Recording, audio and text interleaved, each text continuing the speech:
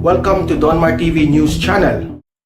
Okay, Presidente Bongbong Marcos magaling na sa COVID-19. Okay? So, panoorin natin itong video na ito. May mensahe siya sa atin Pilipino. Nag-update siya sa kanyang kalagayan at kaya nga yung mga karanasan niya while nag-isolate siya sa kanyang time na nagka-COVID siya. So ito yung magandang balita natin ngayon kay Presidente Bongbong Marcos. Okay? Pero guys, bago natin i-play itong video na ito, importante itong mag-like kayo sa video na ito sa YouTube. Okay? Para kakalat ito sa taong bayan, maraming makarinig sa mensahe ni Presidente Bongbong Marcos. Okay? So like na tayo lahat. 1, 2, 3, go! Okay, naka-like na lahat. And also guys, please subscribe to my channel Donmar TV.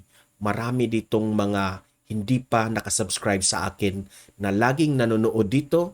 So I'm begging you guys, please also subscribe to my channel Donmar TV. Okay? Subscribe na. 1, 2, 3, go! Okay, nakasubscribe na lahat. Then, i-hit nyo yung notification bell para lagi kayong updated sa mga videos natin. Okay? Babaguhin ko muna itong background natin. Okay, yan. So, panoorin natin itong video at magkomentaryo tayo dito sa kanyang mensahe sa atin sa bayan. Okay? Let's play the video. Sa wakas ay tapos na ang aking isolation period. Sa awa ng Diyos ay wala na akong simptomas at mabuti-buti na ang aking pakiramdam. Unang-una ay gusto kong magpasalamat sa lahat ng nagparating. Again guys he is 7 days na in-isolate. Ng kanilang pagbati at pangungumusta. Hindi ko na kayo ililista lahat, pero alam ko na halos lahat ng comments sa ating social. Imagine binasa pa niya ang mga comment, ang nagko-comment sa kanya, no?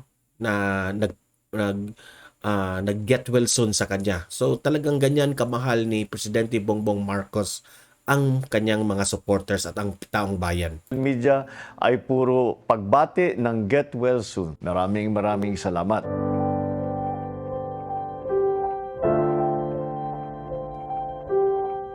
Kapag nababasa ko ang mga mensahe ninyo, ay lalo naman akong lumalakas at lumalaban doon sa virus. Ngayon ay patuloy na ang trabaho, kaya't nandito na naman tayo, balik na ako sa palasyo. Gusto ko nga ibalita, hindi kayo magtataka. Itong aming dito kung saan ako nagbablog ngayon sa inyo, ito dati yung aking bedroom. Dito ako natutulog, dito ako nakatira nung ang ama ko ay Masasabi ko talaga guys na masayang-masaya itong si Presidente Bongbong Marcos na nakabalik ang pamilya niya sa Malacanang, no? lupa. Na iba, hindi na kagaya ng dati, ngunit nakakatuwa naman. Kahit papano, nababalikan ko itong mga iba't ibang lugar.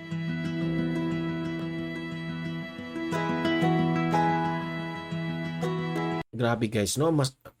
Gusto ko talagang pumunta dyan sa Malacanang, no? Maganda talaga tingnan yung nasa loob. Ganun pa man, nagpatuloy Ayan, grabe.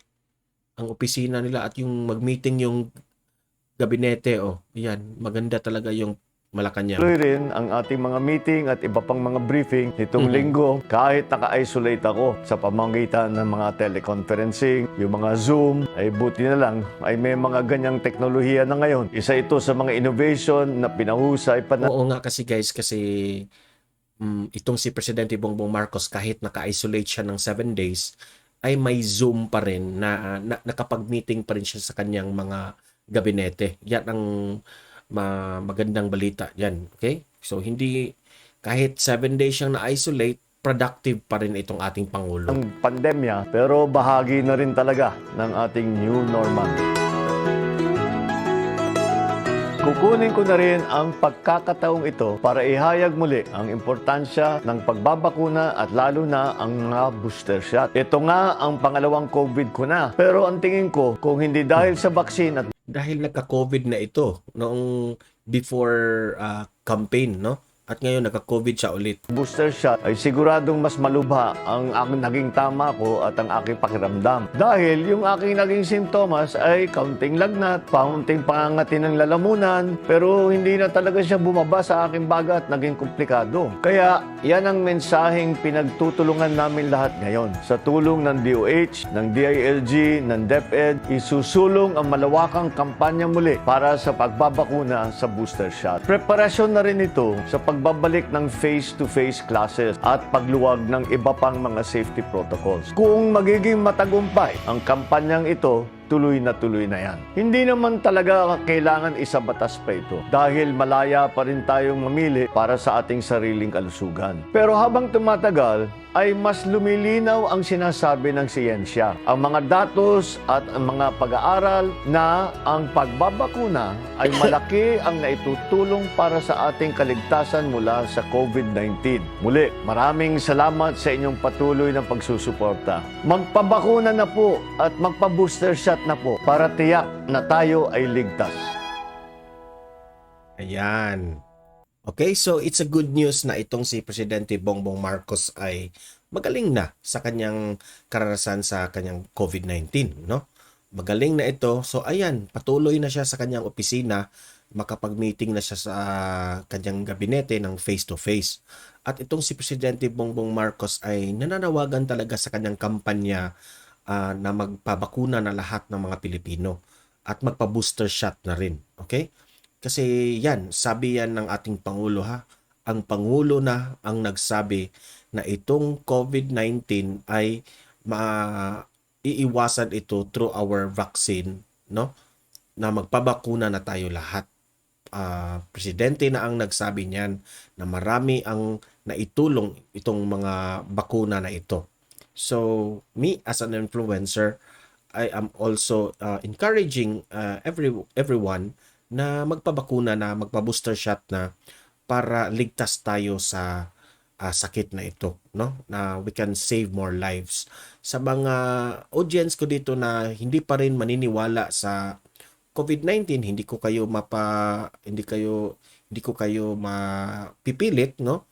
Pero convince pa rin ko kayo na even our president, no, nagko-convince sa atin na talagang magpabakuna na tayo kasi marami itong naitulong, marami itong naisalba na buhay.